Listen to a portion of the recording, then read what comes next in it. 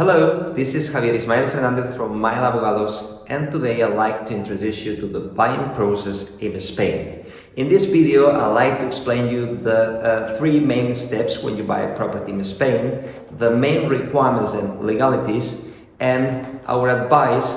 for a secure investment. The first step when you buy a property in Spain is the signing of the reservation document with the real estate agency, where we outline the conditions of the transaction, like name of the buyer and seller, description of the property, the price, and also the estimated date for the signing of the contract and completion.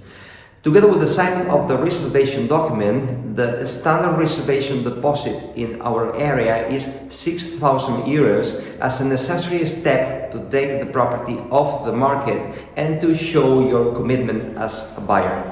Once you pay the deposit, the lawyers will get the property paperwork and will proceed with the legal searches to make sure that the property is legally okay, which means we will check what's the town planning situation of the house, if there is a license in place, the situation with the land registry to check if there is any charge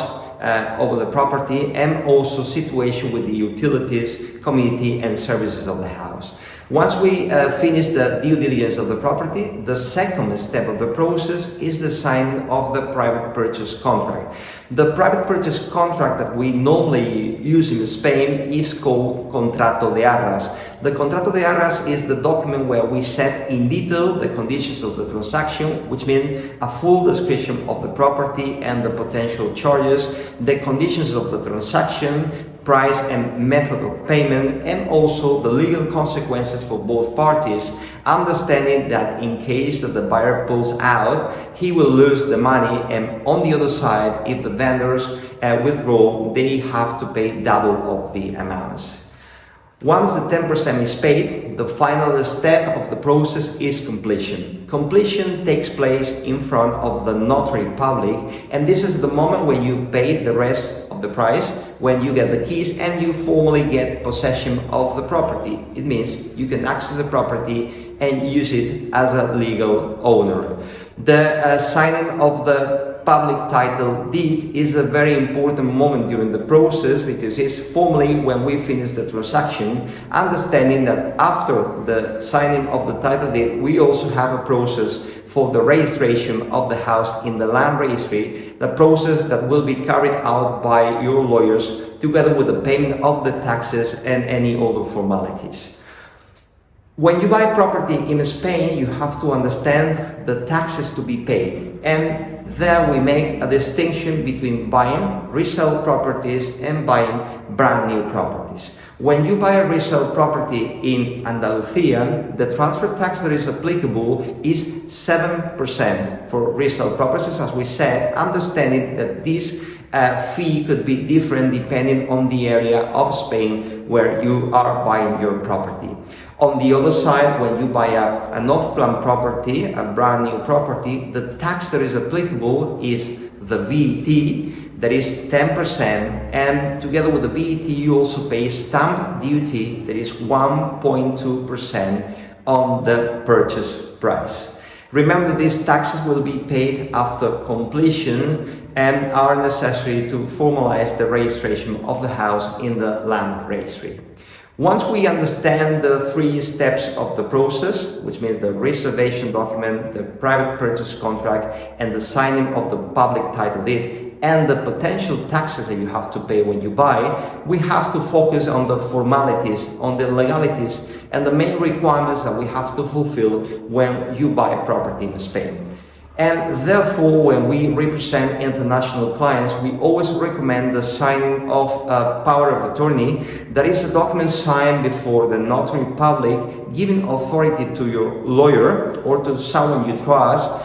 to formalize all the necessary steps in the transaction, like signing contracts, completion, opening your bank account, applying for your NI number, that is the tax number in Spain that is required when you buy property and necessary to pay your taxes but with no residency implications, and any other like represent you in front of the Spanish authorities or get a mortgage if needed. So the power of attorney becomes a very important document to be able to carry out the process when you buy property as an expat in Spain. On the other side, it's also important to talk about the after-sales process that takes place when you sign the title deed, and that lawyers we normally include in our legal services, like the formalization of the contracts for the utilities, which means water, electricity, or any other service, and also setting up direct debits for any other services like the community fees or like the council taxes that you pay to the municipality, what we call the IBI or EB, and the rubbish collection or basura. And finally, it is also important to remember that any buyer in Spain should